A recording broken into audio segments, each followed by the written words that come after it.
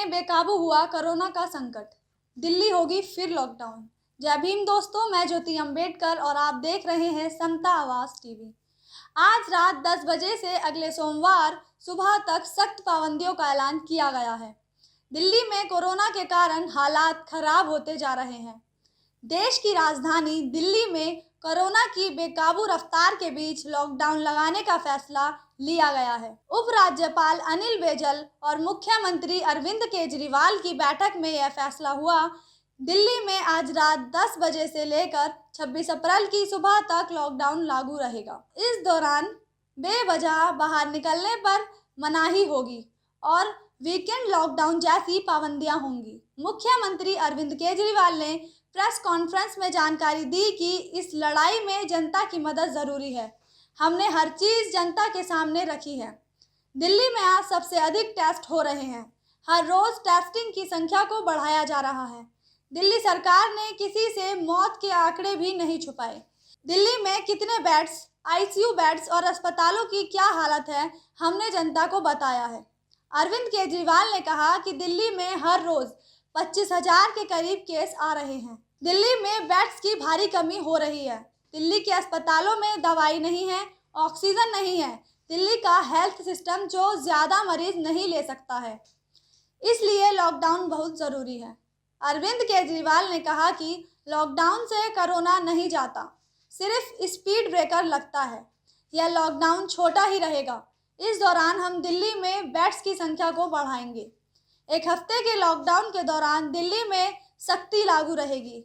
बेवजह दिल्ली में बाहर निकलने की इजाज़त नहीं है। सिर्फ ज़रूरी क्षेत्र से जुड़े लोग बाहर आ पाएंगे। दिल्ली में सभी प्राइवेट ऑफिस को वर्क फ्रॉम होम ही करना होगा। सरकारी दफ्तर में आधे ही अफसर आ सकेंगे। अस्पताल जाने वाले, मेडिकल स्टोर जाने वाले, वैक्सीन लगवाए जाने वाले लोगों को लॉकडाउन में छूट मिलेगी। Railway station, airport, bus station जाने वाले लोगों को भी छूट मिलती रहेगी।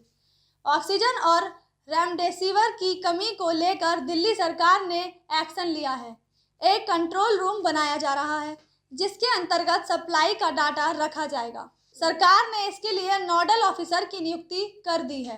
कोरोना के प्रकोप के बीच दिल्ली में DRDO द्वारा सरकार पटेल कोविड अस्पताल बनाया गया है। यहाँ अभी 500 बेड्स शुरू किए गए हैं, जिसमें से 250 बेड्स भर भी गए हैं। यहाँ ऑक्सीजन सप्लाई के साथ साथ एयर कंडीशनर की भी सुविधा है। यहाँ पर बेड्स की संख्या बढ़ाकर 1000 तक की जाएगी। कोरोना के कारण हालात इतने खराब हैं कि दिल्ली में एक स्कूल को कोविड अस्पताल बना दिया गया है। यहाँ ऑक्सीजन वाले 120 बेड्स लगाए गए हैं। इस स्कूल को LNJP अस्पताल से जोड़ा गया है। यहाँ पर कम लक्षणों वाले मरीजों को लाया जाएगा। डॉक्टर्स की टीम अलग अलग शिफ्ट में काम करेगी। दिल्ली में बेड्स का ये है ताज़ा हाल।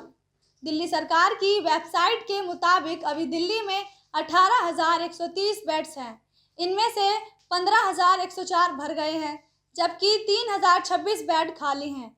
वहीं अगर आईसीयू बेड्स की बात करें तो कुल 4,206 में से 4,105 बेड भर गए हैं और सिर्फ 101 आईसीयू बेड्स ही खाली है। दिल्ली में तेजी से बढ़ती एक्टिव केस की संख्या ने अस्पतालों में बेड्स की कमी कर दी है।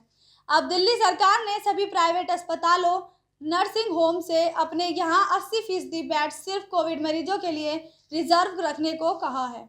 इस संकट के बीच दिल्ली के कई अस्पतालों में आईसीयू बेड्स पूरी तरह से खत्म हो गए हैं। दिल्ली सरकार की ऐप पर भी अब कई अस्पताल 0 ही बेड्स दिखा रहे हैं। बिगड़ते हुए हालातों के बीच दिल्ली में सरकार द्वारा अब बड़े स्टेडियम, मंदिरों, खाली ग्राउंड को कोविड अस्पताल में बदला जा रहा है और अतिरिक्त बेड्स की व्यवस्था की जा रही है। सीएम अरविंद केजरीवाल ने कल की प्रेस कॉन्फ्रेंस में यह बात कबूल कर ली है कि हाँ, दिल्ली में अब ऑक्सीजन और बेड्स की कमी है। केजरीवाल ने प्रधानमंत्री नरेंद्र मोदी को चिट्ठी लिखकर 7,000 बेड्स मरीजों के लिए रिजर्व कराने की मांग की है। समता आवाज टीवी की देश के नागरिकों से यह अपील है कि बेफिजूल घर से बाहर ना जाएं। इस बढ़ते संक्रमण से जितना हो सके सावधानी बरतें और खुद को तथा अपने परिवार को इस महामारी से बचाएं।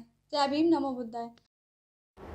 सब्सक्राइब करें आपके अपने चैनल समता आवाज टीवी को। बेल आइकन दबाना ना भूलें सबसे पहले हमारी वीडियो देखने के लिए।